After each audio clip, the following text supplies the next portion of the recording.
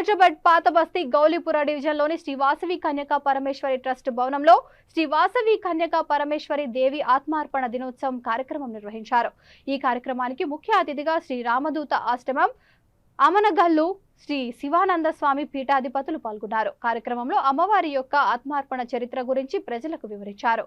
ఈ కార్యక్రమంలో అధ్యక్షురాలు కలవాల సత్యలక్ష్మి, కోశాధికారి వీరబొమ్మ చంద్రకళ, ప్రధాన కార్యదర్శి సిరంగి సంపూర్ణ, ఆర్యవైశ్య సంఘం సభ్యులు పాల్గొన్నారు.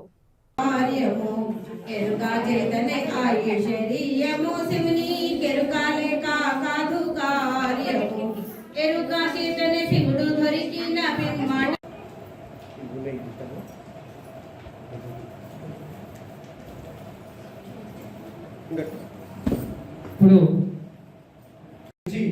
ఏమయ్యా డబ్బులు ఉన్నాయంట, మరి మా ఇస్తలేవు ఎందుకు అని అడిగారు. మీరెవరు అడిగేటందుకు నన్ను మా అధ్యక్షుడు చెప్తే ఇస్తాను అని అన్నారు. అయ్యా మీ అధ్యక్షుడు ఎవరు అన్నారు.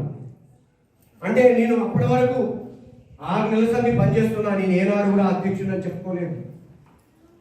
వాళ్ళు ఒక సహాయ కార్యదర్శిగా చెప్పారు, చాలు అన్నాను.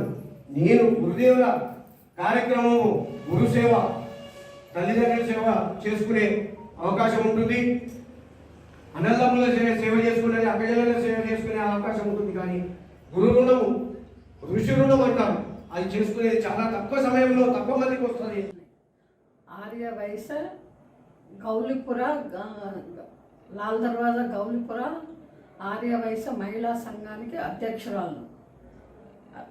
ఈరోజు అమ్మవారి ఆత్మార్పణ చేసుకుంటున్నాము, కార్యక్రమం జరుపుకుంటున్నాము. మేము అందుకు శివానంద స్వామి ఆహ్వానించినాము, వచ్చిండ్రు. తర్వాత నాకు సహకరించిన సెక్రటరీ సంపూర్ణ, ట్రెజరర్ చంద్రకళ, మేము ముగ్గురం కలిసి ఆ స్వామిని అందరిని ఆహ్వానించి ఈ కార్యక్రమాన్ని జరుపుకున్నాము. అభిషేకము, యజ్ఞము. మనందరికీ కూడా సుపరిచితులు, తెలంగాణ ఆధ్యాత్మిక పితామహులు శ్రీ శ్రీ శ్రీ విద్య శుద్ధానందగిరి స్వామి వారి యొక్క శ్రీచరణములకి నమస్సులు చేస్తూ మనము ఈరోజు అమ్మవారి యొక్క ఆత్మార్పణ దినోత్సవ సందర్భంగా సమావేశమైనాం. అమ్మవారి ఇక్కడ కొలువు తీరి ఉన్నారు. అమ్మవారి యొక్క పాదపద్మాలకు కూడా సభక్తికంగా నమస్సులు చేస్తూ ఈ యొక్క కార్యక్రమాన్ని నిర్వహిస్తున్నటువంటి సంఘం సభ్యులందరికీ కూడా, మహిళా సంఘం కానీ, ఇంకా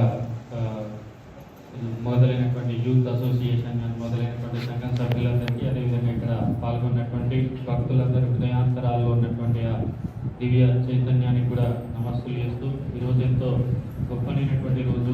భాగవతంలో దేవుని చింతించు దినము దినము చక్రహస్తుని ప్రకటించు చదువు చదువని ప్రహ్లాదులో వారు చెప్తారు. అట్లాగా దేవాది దేవి అయినటువంటి శ్రీ వాసవి మాతని ఈరోజు మనం స్మరించడం, పూజించడం, అభిషేకించడం, పావనం చేయడం మొదలైనవన్నీ కూడా చేసాం. ఈరోజు ఎంతో గొప్పనైనటువంటి రోజు. అదేవిధంగా పట్టణ ఆర్యవైశ్య సంఘం సభ్యులందరూ కూడా మరి ఎంతో నిర్విఘ్నంగా కొనసాగాలని చేపడుతున్నటువంటి 98వ సనాతన మహాసభ నిర్విఘ్నంగా అమ్మవారి